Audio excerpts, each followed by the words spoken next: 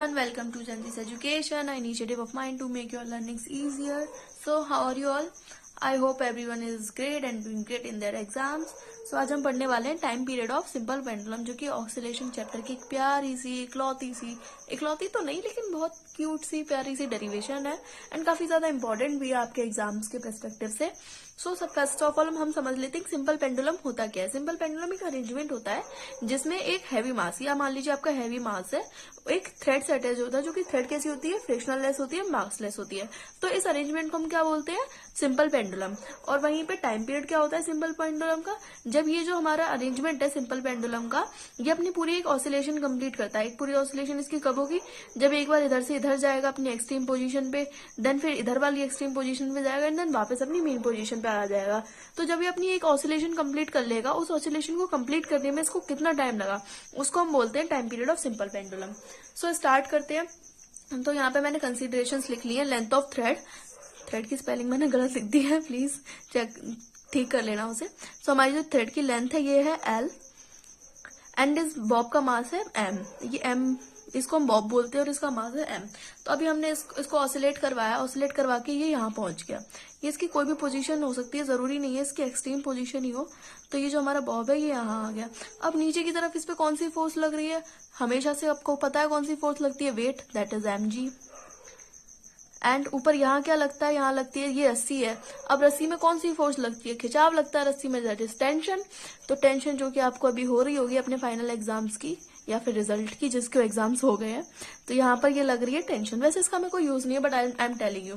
तो अब ये जो हमारी mg है, इसका ना हमें कंपोनेंट्स करने होंगे, क्योंकि इसी से हमारी डेरिवेशन आगे बढ़ेगी. तो हमने ये इसके कंपोनेंट्स करेंगे. एक कंपोनेंट इसका कहाँ जाएगा, यहाँ पर, एंड एक कंपोनेंट इसका जाएगा यहाँ पर. तो अब ये बताइए ये एंगल क्या हो जाएगा, थीटा. अगर ये एंगल थीटा है तो ये वाला एंगल भी क्या हो जाएगा, theta, according to maths corresponding angles. तो थीटा के पास वाला कंपोनेंट कौन सा होता है, मैंने हमेशा से बताया थीटा के पास वाला कंपोनेंट होता है mg cos थीटा. एंड ये वाला कंपोनेंट फिर कौन सा हो जाएगा, mg sin थीटा. और ये इसकी यहाँ से यहाँ तक जो डिस्टेंस है वो क्या डिस्टेंस है, उस डिस्टेंस को हम x मान लेते हैं. तो अब क्या होगा, अब इस पे ये मैं लिख देती हूँ, लेंथ ऑफ थ्रेड है हमारी L and mass of Bob है हमारा M. अब इस पे एक रिस्टोरिंग फोर्स एक्ट करेगी तभी तो ये वापस इधर आ पाएगा. तो इस पे कोई रिस्टोरिंग फोर्स एक्ट कर रही होगी, उसको हम निकालेंगे. सो लिख लेते हैं now restoring force acting on the Bob.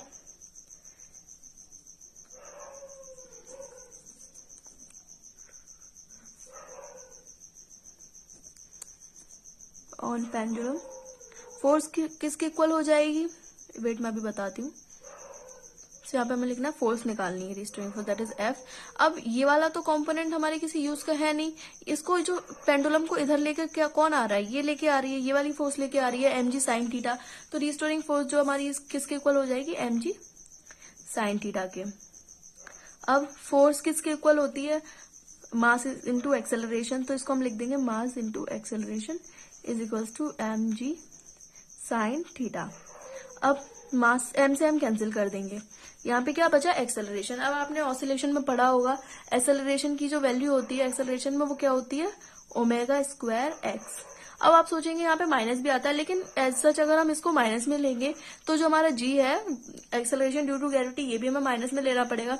तो दोनों एक दूसरे को कैंसिल आउट कर देते हैं, इसलिए मैंने लिखा नहीं है. सो इक्वल हो जाएगा g sin थीटा के. सो अब क्या करेंगे, अब आप मुझे ना एक यहाँ पे मैथ का रूल एक्सप्लेन करना है, ट्रिग्नोमेट्री का.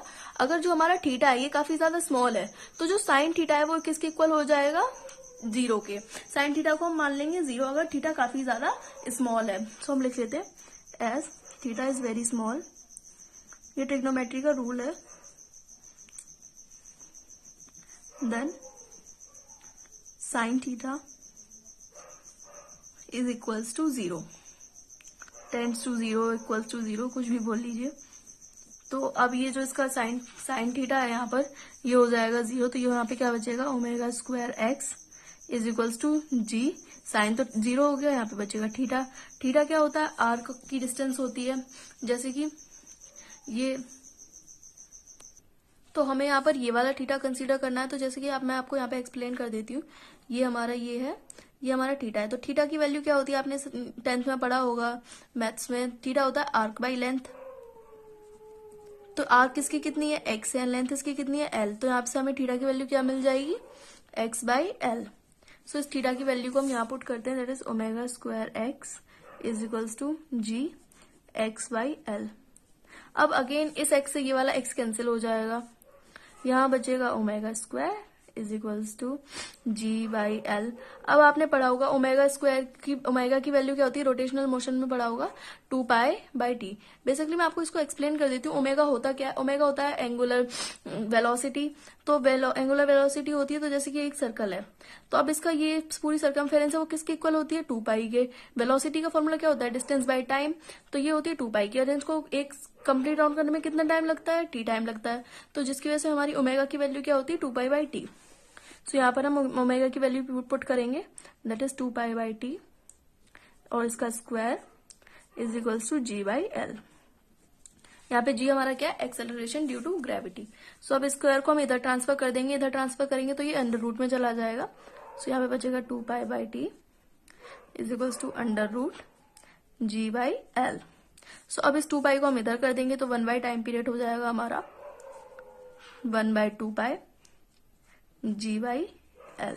अभी हमारा लास्ट स्टेप, इसमें हम क्या करेंगे, इसको हम पूरे को रेसिप्रोकल कर देंगे। सो ये हो जाएगा t is equals to 2 pi, and इसको भी फिर हम उल्टा कर देंगे, सबको जब हमने उल्टा किया ये तो एल बाई जी। सो ये हमारा time period of simple pendulum आ चुका है। Thank you for watching, and do like and subscribe if you liking my videos, and share it to your friends, and consider it as a dhamki. Thank you.